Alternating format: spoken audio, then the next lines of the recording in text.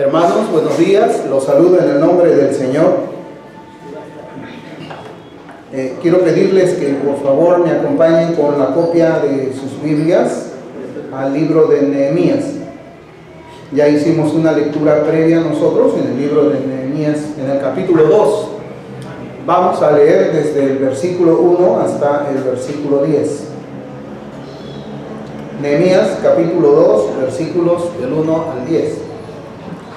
Y en esta oportunidad, hermanos, con la ayuda del Señor, yo quisiera que meditemos en un tema al que he llamado Nehemías y los gobernantes de entonces. Nehemías y los gobernantes de entonces.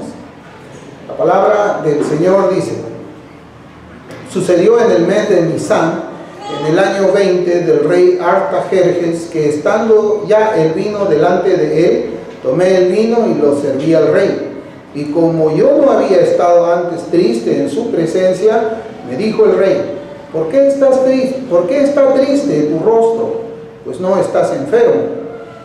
No es esto sino quebranto de corazón. Entonces temí en gran manera y dije al rey: para siempre viva el rey. ¿Cómo no estará triste mi rostro cuando la ciudad, casa de los sepulcros de mis padres, está desierta y sus puertas consumidas por el fuego? Me dijo el rey: ¿qué cosa pides? Entonces oré al Dios de los cielos y dije al rey: si le place al rey y tu siervo ha hallado gracia delante de ti, envíame a Judá, a la ciudad de los sepulcros de mis padres, y la reedificaré. Entonces el rey me dijo, y la reina estaba sentada junto a él: ¿cuánto durará tu viaje y cuándo volverás? Y agradó al rey enviarme después que yo le señalé el tiempo. Además dije al rey: si le place al rey que se me den cartas para los gobernadores al otro lado del río, para que me franqueen el paso hasta que llegue a Judá. Y carta para Asaf, guarda del bosque del rey, para que me dé madera para enmaderar las puertas del palacio de la casa y para el muro de la ciudad y la casa en que yo estaré. Y me lo concedió el rey según la benéfica mano de mi Dios sobre mí. Vino luego a los gobernadores del otro lado del río y les di las cartas del rey, y el rey envió conmigo capitanes del ejército, gente de a caballo. Pero oyéndolo Sanballat, horonita, y Tobías, el siervo amonita, les disgustó en extremo que viniese alguno para procurar el bien de los hijos de Israel. Que el Señor bendiga su palabra, hermanos. Hermanos, las iglesias en la actualidad hacen proyectos orientados a la expansión del reino del Señor aquí en la tierra. Proyectos como la enseñanza de teología sistemática, como proyectos como la de las escuelas bíblicas para los niños, etc. Y nosotros también buscamos servir al Señor de muchas maneras, y algunas veces le llamamos a estas actividades, a estas acciones que nosotros tenemos como iglesia, como ministerios, ¿no? Servimos al Señor. Siempre yo veo que la gran parte de iglesias hacen planes para expandir el reino del Señor. Cuando se hace un proyecto espiritual, deben confluir, hermanos, algunas cosas necesariamente, como por ejemplo el local de la enseñanza, si es que se va a enseñar a los niños o se va a hacer una escuela dominical o una escuela de teología. El mobiliario también, donde se van a sentar las personas, donde vamos a colocar las cosas materiales que necesitamos. Los materiales, lápices, no lo sé. Pero hay un factor principal que debería considerarse en primer lugar antes que lo material. Y ese factor es la persona que llevará a cabo esa tarea. La persona. Eso es primordial, eso es esencial, eso es lo que debería preguntarse primero en una congregación cuando se piensa servir al Señor de alguna manera, antes que las sillas, antes que los materiales, antes que cualquier cosa, es quién va a llevar a cabo esta tarea, a quién le vamos a encomendar esta misión. Por ejemplo, en Isaías 66:2 nosotros leemos: mi mano hizo todas estas cosas y así todas estas cosas fueron, dice Jehová. Pero miraré a aquel que es pobre y humilde de espíritu y que tiembla ante mi palabra. Y también hemos leído en el libro de los Hechos en cuanto a la conversión de Saulo de Tarso para que sea en las manos del Señor el apóstol Pablo, cuando en Hechos 9:15 dice: el Señor le dijo: ve, porque instrumento me es este para llevar mi nombre en presencia de los gentiles y de reyes y de los hijos de Israel. Entonces, en estos dos versículos, que hay muchos más, hermanos, escogí uno del Antiguo Testamento y uno del Nuevo, nosotros podemos ver qué clase de persona es la que el Señor busca para que por medio de aquella persona pueda llevarse a cabo su propósito aquí en la tierra. Por eso es que más importante, como yo les decía, es ver la persona.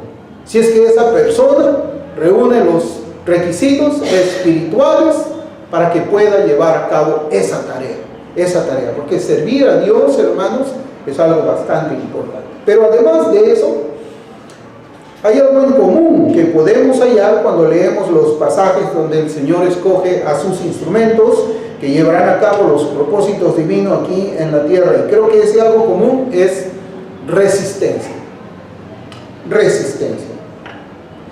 Resistencia porque todos los siervos del Señor han sufrido persecución mientras ellos llevaban a cabo la obra encomendada por Dios. Por ejemplo, todos los apóstoles del Señor sufrieron muertes violentas en manos de las autoridades romanas, excepto Juan, el apóstol Juan. Él primeramente fue introducido en una olla gigante, no recuerdo cómo se llama, llena de aceite hirviendo, y ahí lo introdujeron al apóstol Juan, así dice la historia de la iglesia, pero él no falleció ahí. El aceite hirviendo no le hizo nada y fue desterrado pues a la isla de Patmos, donde él escribe el libro de Apocalipsis. Pero el intento hubo el intento, y muchas veces vemos de que triunfaron por decirlo de alguna manera, cuando martirizaron a los siervos del Señor. También sufrieron persecución de parte de la clase religiosa de sus días. No solamente los apóstoles, los profetas, los siervos del Señor han sufrido por parte del mundo, sino también de la clase religiosa de sus días. En Mateo 5, capítulo 5, versículos 11 y 12, dice el Señor: bienaventurados sois cuando por mi causa os vituperen y os persigan y digan toda clase de mal contra vosotros mintiendo. Gozaos y alegraos, porque vuestro galardón es grande en los cielos, porque así persiguieron a los profetas que fueron antes de vosotros. Entonces, hermanos, cuando leemos todo el libro de Nehemías, veremos que también él tuvo que enfrentar personas hostiles para que las murallas sean reconstruidas, para que el templo sea levantado y para que el culto al verdadero Dios sea nuevamente establecido. Por eso es que yo hablaba de la resistencia en el carácter del siervo del Señor. No puede ser uno que, como normalmente decimos nosotros, se achique cuando alguien lo amenaza, cuando las cosas se ponen un poco difíciles, cuando ve que la sociedad lo está rodeando y lo está amenazando, o los falsos cristianos están atacándoles. No puede ser una persona pues que se achique. Tiene que ser una persona con carácter, una persona que haga batalla contra los enemigos de Dios que están fuera de la iglesia y también dentro de la iglesia. Esa es la clase de siervos que nosotros podemos notar en toda la Escritura, en toda la Biblia. Todos ellos han sufrido persecución. Los únicos que no sufren persecución, los únicos que son alabados por el mundo, que son alabados por la gran mayoría de la clase religiosa, son los falsos profetas, los falsos apóstoles, los falsos pastores. ellos son los que son alabados. Entonces, lo que ha necesitado la iglesia de todos los tiempos, incluyendo nuestro tiempo, más allá, hermanos, de los recursos materiales, más allá de los recursos monetarios que se requieren para llevar a cabo cualquier obra de Dios aquí en la tierra, lo que más necesita la iglesia son hombres y mujeres de oración, pobres y humildes de espíritu y que tiemblan ante la palabra de Dios, porque ellos serán los instrumentos escogidos para llevar la verdad a los gentiles y a muchas iglesias visibles de nuestro tiempo. Yo creo que eso, hermanos, es la manera como es que tenemos que comenzar o recordar cómo es que son los siervos del Señor y sobre todo cuando leemos este libro de Nehemías. Nehemías fue el instrumento escogido por Dios para llevar a cabo esas grandes tareas espirituales. Sin embargo, leemos en el capítulo 3 una lista de hombres que fueron movidos por el mismo Espíritu para que acompañasen a este siervo de Dios en tan importante tarea. Eso lo encontramos nosotros en el capítulo 3, que no lo vamos a leer y lo vamos a leer en su oportunidad. De igual manera también en el capítulo 7, Nehemías designa dirigentes una vez terminado de reconstruir los muros para que ellos puedan dar seguridad a la ciudad de Dios. Dios ha querido que los nombres de ellos sean escritos en la Biblia, en su palabra, para que nosotros seamos recordados de aquellos valientes que estaban dispuestos a defender al pueblo de Dios. Así es, Dios ha querido que esos nombres estén en su palabra como recordatorio para nosotros. De que así como hay, hermanos, un siervo que está a la cabeza sirviendo en todo esto, hay también otros hombres que sirven al Señor, que son movidos por el Espíritu Santo para que se unan a ese hombre, a ese líder en esa tarea. También, hermanos, vemos una lista de nombres en el capítulo 10 donde se registran los nombres de aquellos quienes firmaron, miren, un pacto de guardar la ley del Señor. Usted lo puede revisar en su casa. Yo creo que ese es el título de esa sección en el capítulo 10 de Nehemías. Es un pacto de guardar, acá dice, pacto del pueblo de guardar la ley. Comienza desde el último versículo del capítulo 9 y continúa en el versículo 10. O sea, hermanos, ahí leemos los nombres de quienes hicieron pacto, un pacto de consagración para Dios. Es un pacto de consagración, de santificación con el Señor. Y ahí estaban pues los nombres de quienes, de los príncipes, de los levitas y de los sacerdotes. Entonces, todo esto nos enseña que Dios tiene memoria del nombre, Dios tiene memoria del nombre de todo aquel que trabaja fielmente en las cosas del Señor, de todo aquel que trabaja temerosamente en los asuntos de Dios aquí en la tierra. Dios no se olvida de ese nombre. Pero recordemos que toda esta multiplicación de personas, porque vemos que comienza con Nehemías solamente y luego hay una multiplicación de todas esas personas, comenzó con el dolor de Nehemías al conocer el estado ruinoso en que se encontraba la ciudad, el estado en que se encontraba el templo de Dios. Todo comenzó con un hombre que confesó sus pecados, los de su familia, los de su pueblo. Todo comenzó con la oración profunda de un hombre que temblaba ante la presencia de Dios y que sabía que necesitaba el poder de Dios en su vida para poder llevar a cabo esa tarea tan importante. Todo esto, hermanos, comenzó con estos pasos, El dolor por saber la situación de cómo se encontraba el cristianismo. Todo estaba en ruinas. No había murallas que protejan la ciudad, no había un templo donde adorar a Dios, y menos pues había un servicio al Señor, un culto a Dios. Y todo eso, hermanos, rompió el corazón de Nehemías. Es allí donde comienza todo, y habíamos nosotros meditado en eso el domingo pasado. Todo comienza cuando nos dolemos cómo es que está el estado de la fe llamada cristiana evangélica en nuestros días. Todo comienza con un dolor de ver cómo la iglesia evangélica ha transado la verdad de Dios por la mentira del mundo. Cómo es que ellos han fusionado lo santo con lo profano, de que ahora tenemos pues una adoración con música moderna, música mundana, con luces psicodélicas. Todo eso, hermanos, debe causarnos a nosotros dolor en el corazón. ¿Acaso no le duele a Cristo que su esposa sea tratada de esa manera? Dolor en el corazón por saber de que hay muchos hombres que se llaman cristianos y con sus testimonios allá en el mundo, en sus trabajos, en sus universidades, en el mercado, donde quiera que ellos estén, son la causa, el motivo para que el mundo se burle del nombre del Señor. Todo eso, hermanos, debe llamarnos a nosotros a un dolor en el corazón. Y todo eso debe movernos a una oración, a confesar nuestros pecados y pedirle y decirle a Dios: Señor, heme aquí, envíame a mí, Señor, así como vimos el domingo pasado en nuestra meditación de Nehemías.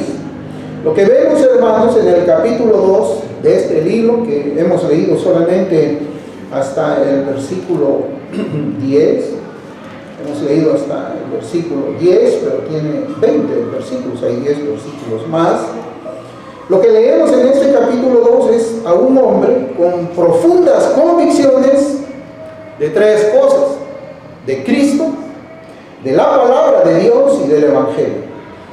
Entendiendo que el Evangelio es el poder de Dios para salvación que convierte el alma, que nos hace nuevas criaturas para hacer buenas obras, esto es, para obedecer, las cuales han sido preparadas por Dios desde antes de los siglos. Así dice Efesios capítulo 2 versículo 10. Somos nuevas criaturas. El Evangelio es el poder de Dios. El Evangelio transforma, hermanos, a un pecador en un santo. El Evangelio hace que ese santo persevere aún en medio de una generación perversa. Hace que ese santo no trance con el mundo, de que ese santo se santifique más. Eso es lo que hace el poder del Evangelio. Y es así como nosotros debemos mirar a todo aquel que dice que es cristiano, someter su conducta, su vida, sus palabras, su culto, su servicio a Dios a la luz de la palabra de Dios, para saber si es que verdaderamente es uno que ha sido regenerado, si es que verdaderamente es una nueva criatura separada del pecado y del mundo, como dice la Escritura. Ahora yo quisiera que miremos lo que este hombre de Dios debía de enfrentar. En este capítulo 2 se nos enseña, hermanos, qué cosa es lo que tenía que enfrentar Nehemías. La batalla en la que debía involucrarse Nehemías era una que involucra la religión verdadera frente a las religiones falsas. Involucra, hermanos, siempre una lucha entre la religión verdadera frente a religiones falsas. ¿Y por qué digo esto? Observemos lo siguiente en cuanto a los gobiernos de los hombres de esa época, procurando hacer una comparación también con los gobiernos de la nuestra. Recordemos a Daniel y sus amigos. Cuando ellos llegaron a Babilonia, que es el lugar donde también estaba Nehemías, cuando ellos llegaron a Babilonia fueron expuestos a una especie de culturización según la deidad, guarden bien esto en su mente, según la deidad principal de aquella ciudad. Toda la ciudad tiene un Dios, como nosotros vamos a mirar dentro de un momento. Recordemos a ellos. Ellos tenían que someterse a una culturización, a una ideologización, para que dejen de ser judíos y se conviertan en babilonios. Eso yo lo expuse hace como 3 domingos. Y esa es la razón por la cual ellos fueron prohibidos de orar al Dios verdadero. ¿Quién prohibió la oración al Dios verdadero? ¿Quién lo prohibió? Si usted se acuerda en el libro de Daniel. Lo prohibió el gobierno de ese tiempo. Ese gobierno, ese gobernante, Nabucodonosor, dijo, no se va a orar más en este lugar. Y pues como él era la deidad, ¿qué era lo que hacía él? No oraba. Pero ¿qué hizo Daniel? Oraba. Y al momento que él oró, se enfrentó a ese gobierno. Se enfrentó a los ministros de ese gobernante. ¿Por qué? Porque la religión de esa nación tenía otros dioses. Tenía otros dioses. Recuerda, hermanos, que siempre nuestra batalla es religiosa. Aunque muchos puedan decir que no, esto tiene que ver con la política. No, hermanos, es siempre religiosa. Por eso es que yo quisiera que prestemos atención a lo que dice Nehemías. Pensemos también ahora en aquellos que se oponían a la reconstrucción de los muros de la ciudad de Jerusalén. Y ahí yo quisiera que me acompañen a Nehemías en el capítulo 2, donde hemos leído. Vamos a ver 2 versículos. Ya para el próximo domingo voy a traer los versículos, no me alcanzó tiempo para poder ponerlos en la pantalla y resaltar las partes que yo resalto. Nehemías 2:10.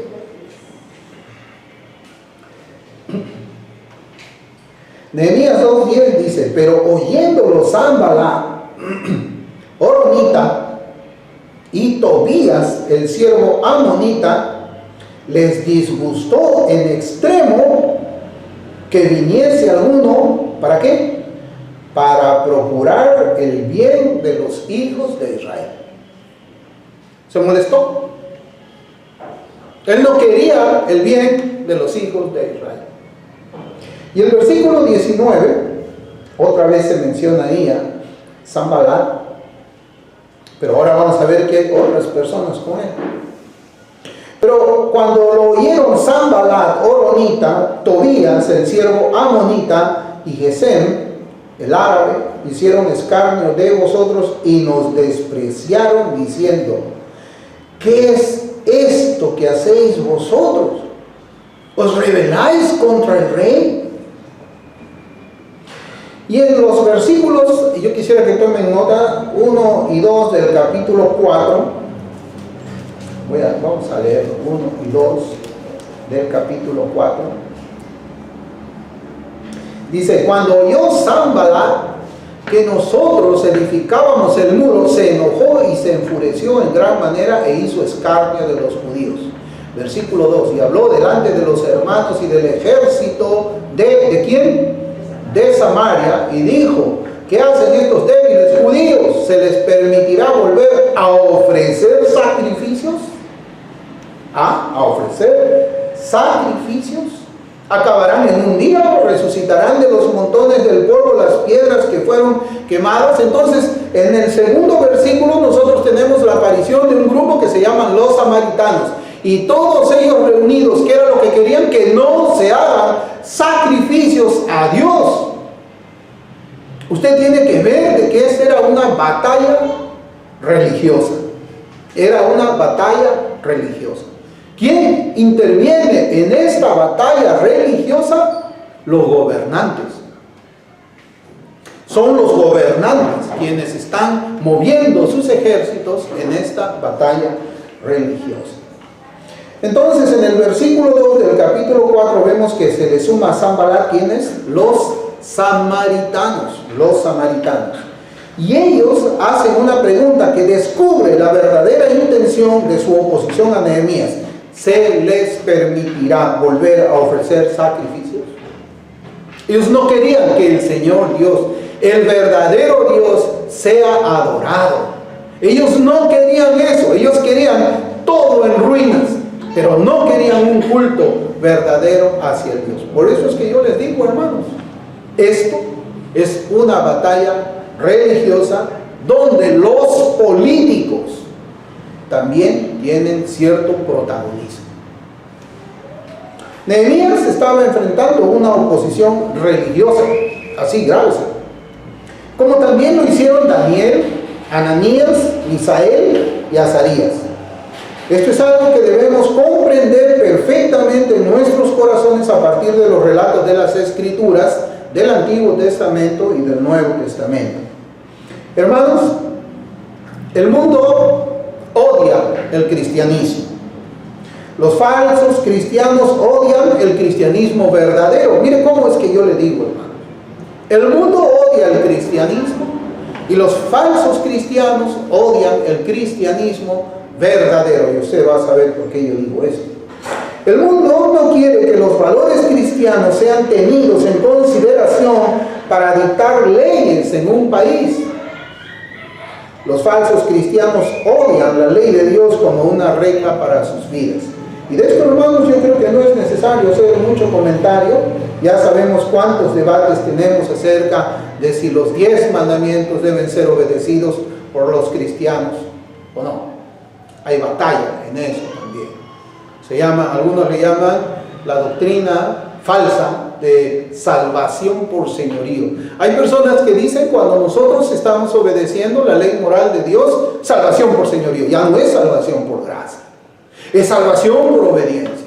Si es salvación por gracia, entonces nosotros no deberíamos hacer nada, ni siquiera obedecer. A ese punto hemos llegado. A ese punto hemos llegado. De falsas doctrinas que son proclamadas por falsos hermanos. Busque usted en su casa salvación por señorío. Va a ver usted cuántos artículos va a encontrar ahí. Salvación por señorío. Y aquí es conveniente recordar, hermanos, yo quisiera que tengamos presente esto. No existe neutralidad. Nadie es neutral aquí. Cuando se nos dice a los cristianos, no, miren, ustedes no se metan en eso, nosotros tampoco nos vamos a meter. Es mentira. No hay nada neutral, hermanos. No existe neutralidad cuando hablamos de estas posiciones morales en el mundo. Si el Dios verdadero es quitado de las escuelas, es para poner a otro Dios en su lugar. Si el Dios verdadero es quitado de las iglesias evangélicas, ahora hablo de las iglesias, es para poner a otro Dios en su lugar. En los versículos 1 y 2 de Nehemías 4, se lee que parte de la oposición contaba con los samaritanos. ¿Quiénes eran los samaritanos? Nosotros, por ejemplo, sabemos, y seguramente que viene inmediatamente a nuestras mentes, ese pasaje de las Escrituras donde el Señor Jesucristo conversó en Juan 4, ¿con quién? Con una mujer samaritana, ¿no? Y ahí estaba el Señor conversando con ella, asuntos de la adoración, donde se adora. Los judíos dicen que hay que adorar en Jerusalén, nosotros decimos que hay que adorar en ese monte, pero el Señor en su misericordia quiso pasar por Samaria porque tenía una entrevista con esa mujer, porque esa mujer era una escogida de Dios. Esa mujer tenía que escuchar el Evangelio de parte del mismo Salvador, y ciertamente que ella fue salva. Pero ¿quiénes eran pues los samaritanos? Cuando la Biblia nos habla de los samaritanos, se refiere a ciudadanos, escuche bien, ciudadanos del antiguo Israel. O sea, usted ya va a comenzar a escuchar de los samaritanos allá en el Antiguo Testamento, ahí se menciona a ellos, pero eran ciudadanos del antiguo pueblo de Israel, que fueron, miren, ese antiguo pueblo de Israel fueron influenciados por la cultura babilónica, por la cultura mesopotámica y por la cultura siriaca. Usted lo busca en un diccionario bíblico respetable y va a encontrar eso. Eran antiguos ciudadanos del pueblo de Israel que fueron influenciados por los babilonios, por los de Mesopotamia y por los de Siria. Ya imagínense ustedes, hermano. ¿Qué puede salir de eso? ¿Qué puede salir de eso? Y como ellos habían tenido contacto con los israelitas, ellos adoptaron el culto a Jehová. Ellos adoptaron el culto a Jehová, pero estaban influenciados por culturas paganas. Hermano, ¿se imaginan esa mezcla de las culturas paganas con el culto al Dios verdadero? Todo tiene una aplicación, hermanos, hasta nuestros días. Toda la enseñanza de Dios, del Antiguo y del Nuevo Testamento, tiene implicancias en la iglesia de hoy, porque la palabra de Dios es eterna, infinita e inmutable. Permanece para siempre. Y no hay ni una jota, ni una tilde que deje de cumplirse de la palabra de Dios. Imagínense ustedes un culto, un pueblo que rinde culto a Jehová, el Señor, pero influenciado de esas culturas paganas. Y eso es lo que sucede también en nuestros días. El rap reformado, por ejemplo.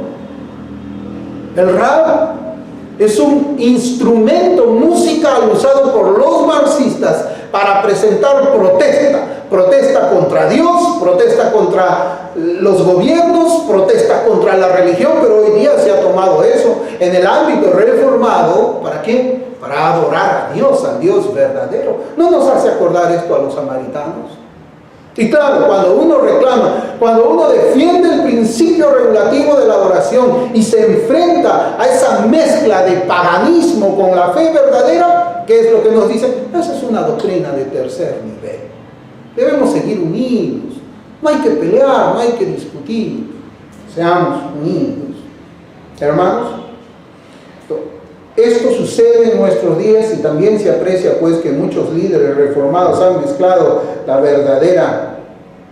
fe verdadera con lo mundano, lo han mezclado con lo pagano, con el humanismo, con el marxismo y hasta con el misticismo del mundo. Si usted no conoce, hermanos, estas cosas no va a llegar a entender. Por eso es importante que nosotros podamos comprender lo que es pues el misticismo, por ejemplo, ¿no? Bien, en este contexto que vemos a Nehemías, ahí en nuestro capítulo 2, vemos pues a Nehemías, el copero del rey Artajerjes. Eso es también algo que nosotros tenemos que guardar en nuestra mente y en nuestros corazones. Vemos pues que él era el copero del rey Artajerjes, muy cercano al rey, muy cercano a la máxima autoridad de esa nación, de ese. Ustedes se imaginan lo que es estar de repente, ¿no? Estar ahí en el salón oval, en la Casa Blanca, ahí sirviéndole el té al presidente de una de las naciones que fue, ya no es ya, una de las naciones más poderosas del mundo. O aquí en Perú, estar ahí en el palacio, sirviéndole, ¿no? Cerca del primer mandatario. Bueno, acá nosotros vemos a Nehemías pidiéndole al rey, o sea, hermanos, miren, él está pidiéndole a la máxima autoridad política de ese tiempo. Él está pidiendo algo. Él está pidiendo cartas. ¿Para quiénes? Para los gobernadores que están al otro lado del río. O sea, le está pidiendo a un político importante cartas para presentársela a los otros políticos que estaban al otro lado del río. Además, ¿y para qué pidió esa carta? Para que le permitan el paso, para que lo dejen a él cumplir con su tarea, para que lo dejen llegar allá a Jerusalén. ¿Se da cuenta, hermanos? Yo quiero que ustedes vean esto de esa manera, porque aquí hay yo sé que la iglesia y el Estado están separados, eso yo lo sé, hermanos. Pero aquí nosotros vemos cómo es que de alguna manera Nehemías estaba pidiéndole el favor al político, al gobernante poderoso de esos días. ¿Para qué? Para que los políticos de las naciones por donde él tenía que atravesar no lo molesten, no se interpongan, no hagan obstáculo. Cartas para los gobernadores del otro lado del río. Además también le pide al rey, otra vez al gobernante, cartas para Asaf. ¿Quién era Asaf? En el texto dice que era el que guardaba el bosque del rey. Le pide cartas para que le provea los materiales necesarios para llevar la obra que Dios había puesto en su corazón. Yo quisiera que veamos eso. Por eso es que, hermanos, yo titulaba al mensaje de ahora, y se lo dije al inicio, Nehemías y los gobernantes de ese entonces. Nehemías y los políticos de ese entonces. Y la Escritura nos enseña, hermanos, y esto que yo lo reconozco, que todo este favor, sobre Nehemías, todo este favor del rey hacia Nehemías era una obra de Dios. Eso lo sabemos. Y está en Nehemías 2:8 cuando dice, según la benéfica mano de Dios sobre mí. Era Dios quien era la causa principal de todo esto. Y luego de haber llegado a Jerusalén, le dijo a los judíos de allí lo siguiente. Miren, él como reafirma en Nehemías 2:18. Dice, entonces les declaré cómo la mano de mi Dios había sido buena sobre mí. Y asimismo las palabras que el rey me había dicho, y dijeron, levantémonos y edifiquemos, y así esforzaron sus manos para bien. Él animó al pueblo. Le dijo, miren, he llegado acá están las cartas, estas son las cartas que me dio el rey de allá de Babilonia, y nadie pudo hacer nada. Todos tuvieron que abrir paso. Pero yo sé de que detrás de esta carta que me dio ese político está nuestro Dios. La voluntad de Dios es que nosotros levantemos todo esto. Pero no tenemos que perder de vista todas las personas que están involucradas en esto. Nehemías, el siervo del Señor. Artajerjes, el rey de la nación más grande del mundo en ese tiempo, del mundo de aquel entonces, y también el pueblo que estaba en Jerusalén.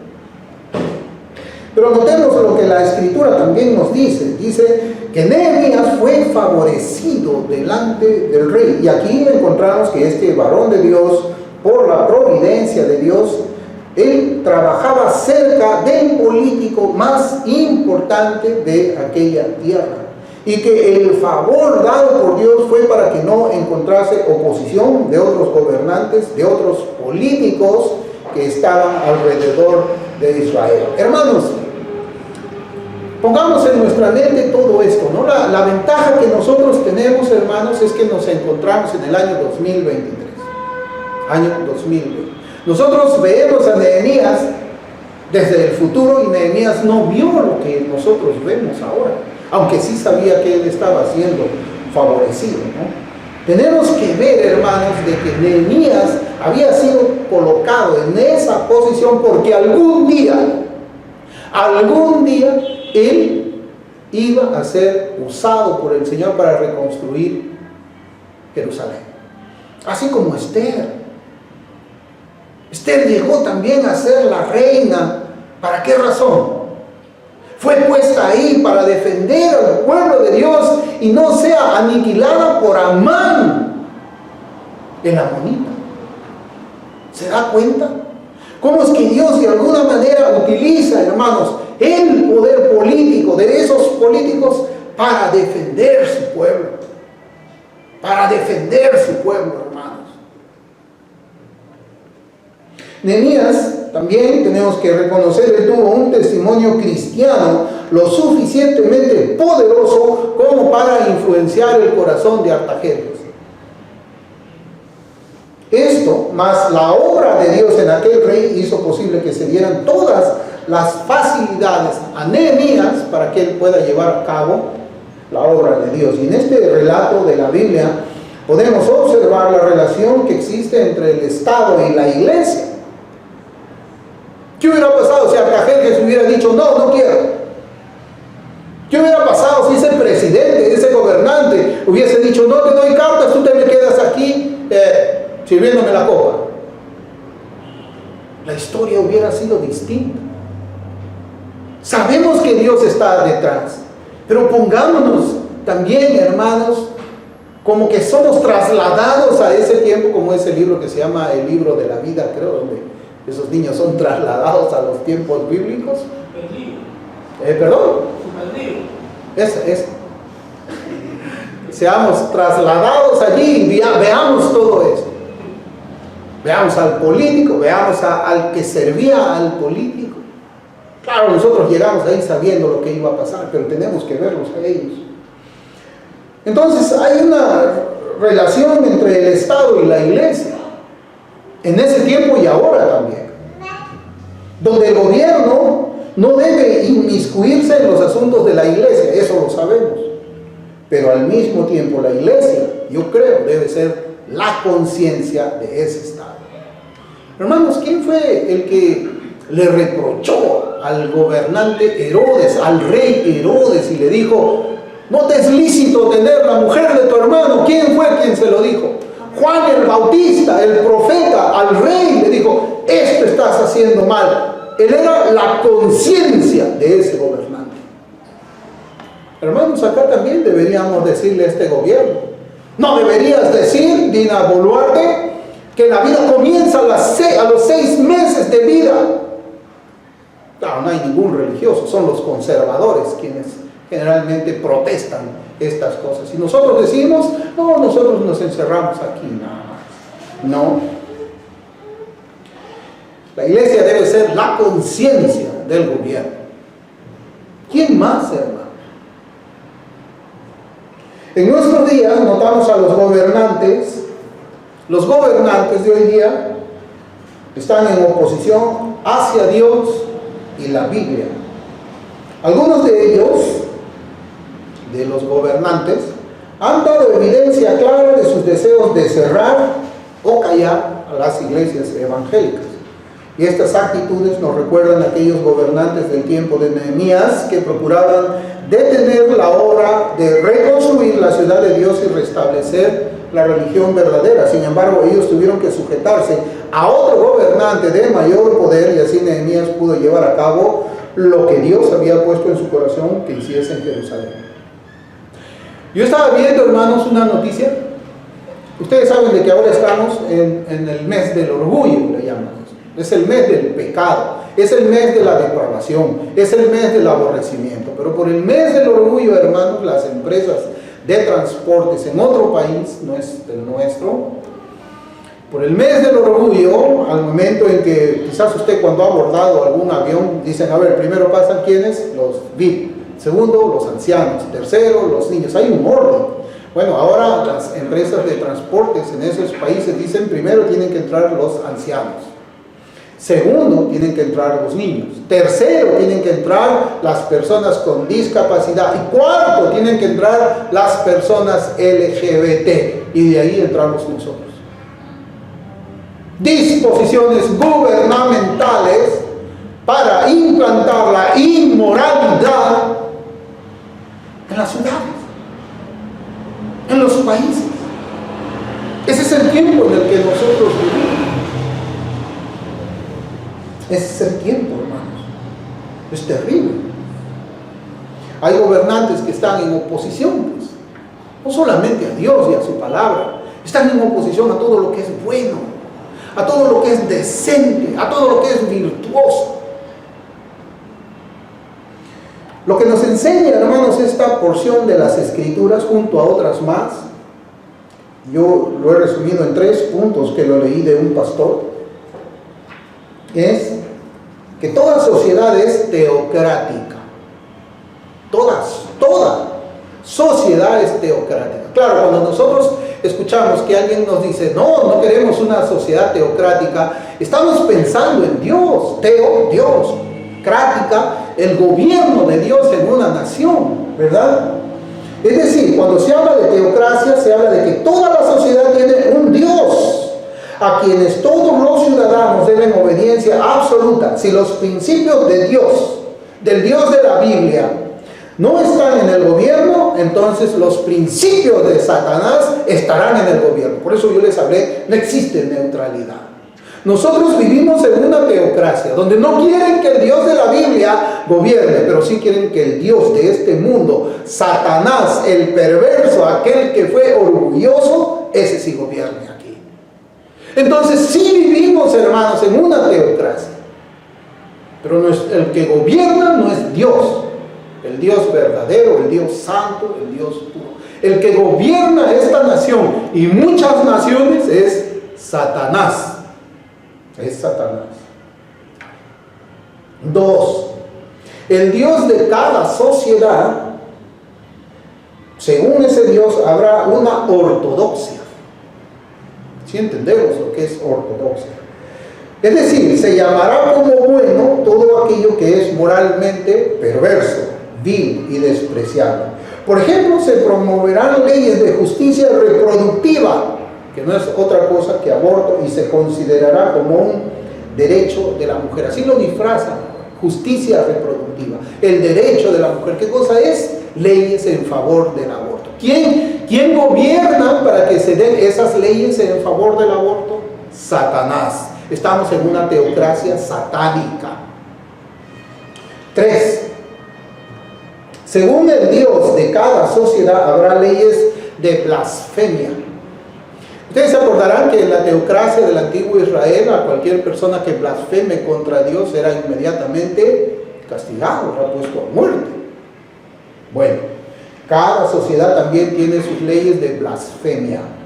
Es decir, se prohibirá a los ciudadanos pensar, hablar y comportarse en contra de lo que es aprobado como las leyes que santifican el aborto. En cierta oportunidad, hermanos, yo compartí un video donde había una hermana en Inglaterra que se puso al frente de una clínica a orar en su pensamiento, en su corazón, para que Dios no permita que las mujeres aborten. Y llegó la policía y se la llevó por orar en silencio.